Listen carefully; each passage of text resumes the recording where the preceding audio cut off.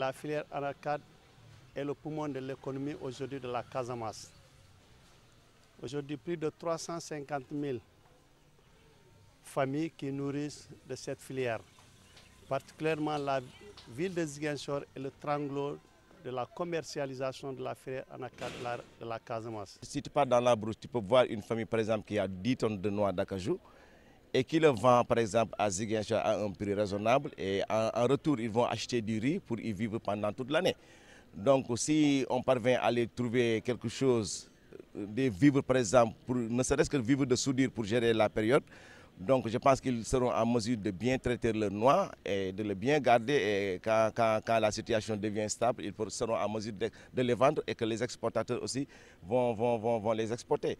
Parce qu'actuellement, la situation est trop compliquée, ça ne touche pas seulement le domaine de l'anacarde, ça touche toutes les activités économiques, je pense. Ce qui a fermé les aéroports, fermé les ports, fermé par exemple les frontières, ce n'est pas un truc négligeable. Plus de 27 milliards qui entrent en 3 mois dans une zone. Donc vous savez que ça c'est beaucoup de l'argent.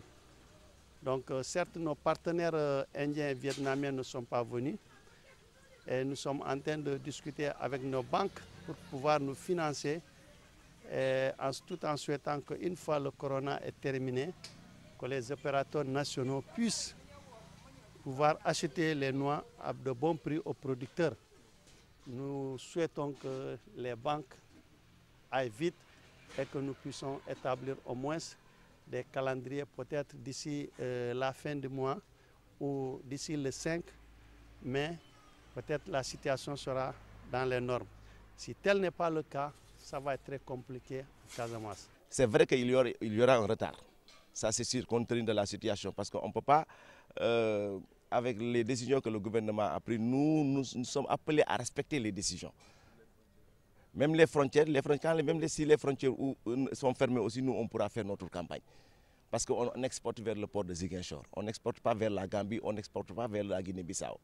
Mais quand même, il y a de ces produits qui viennent vers ces frontières. Les gens qui habitent les frontières aussi, pour vendre le produit, ils doivent se déplacer. Donc on prie le bon Dieu pour que cette pandémie disparaisse et que tout le monde retrouve ses activités normales.